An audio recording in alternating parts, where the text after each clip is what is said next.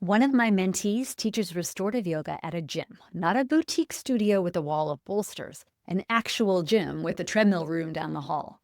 25 to 30 people show up to her restorative class every single week, and she does not even have a full set of bolsters yet. I'm Sage Rountree. I help yoga teachers build the skills and the confidence to teach restorative yoga as part of their sustainable career. And I created a course called Fundamentals of Teaching Restorative Yoga. Today, I want to tell you about Jodi because her story is the cleanest answer I have to the two questions I get asked most. Is there really a market for restorative in my town? And do I really have what it takes to teach it? Before we get into it, if you want to try the same prop principles Jodi is using, grab the free Best Shavasana Ever guide in the description. It is a small upgrade you can apply to the Shavasana in the class you are already teaching this week.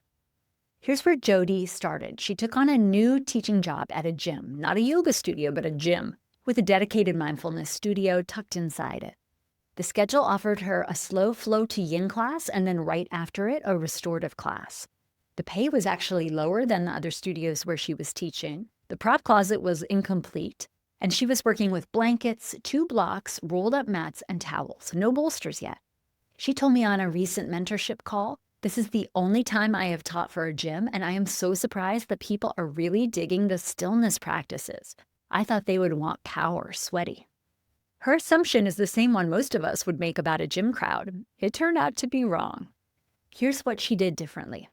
Jodi did not wait for the room to be perfect. She did not wait for the bolsters to arrive, for the schedule to fill, for some separate restorative certification. She used what she had. Blanket ribbons folded to act as half bolsters, prone poses that let the floor do the supporting work, rolled mats, and she trusted the principles she had been learning from me. The setups were simpler than they would be in a fully stocked studio, but the cueing didn't change at all. Guess what happened? 25 to 30 students show up to her restorative class every week. The same number come to her slow flow to yin earlier in the day. And here's the part she mentioned almost as an aside, the part that made me stop and ask her to say it again. She has regulars who do both classes back to back. 2 stillness classes in a row at a gym in a town where the schedule assumed everyone wanted hot and sweaty. The students rearranged their week to be in that room. And here's what this means for you. Jodi's story is not exceptional. It is repeatable. She did not have a different hyper zen personality or a beautiful prop closet. She had the principles, and she had the willingness to use whatever the room actually offered. The demand for rest is already in your students. They linger longest in Shavasana. They fidget through the first 10 minutes of class and then will not get up at the end. They are telling you what they want with their bodies. You can give it to them, or you can wait until somebody else does. Have you ever assumed your students would not want a slower class and been wrong? Or are you the teacher whose students are still waiting for the slower class you haven't put on the schedule yet? Tell me in the comments. If Jodi's story sounds like the nudge you've been waiting for, grab the free Best Shavasana Ever guide in the description. Pick 3 of the 6 prop choices I give you there. Apply them in the Shavasana of the class you are already teaching this week and see what your students say.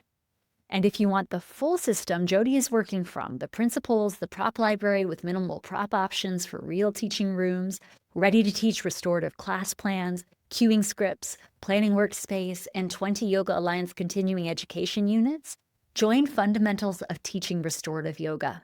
It's online, it's self-paced, it's practical. It is built so you can upgrade every Shavasana you teach this week and forever, and add a full restorative class to your schedule within the month. The link is in the description. Jodi started with blankets, blocks, rolled up mats, and towels. Your students do not need you to have a perfect studio. They just need you to start. If you want the framework for teaching restorative, watch my video on how to teach restorative right here. I'll see you in the next one.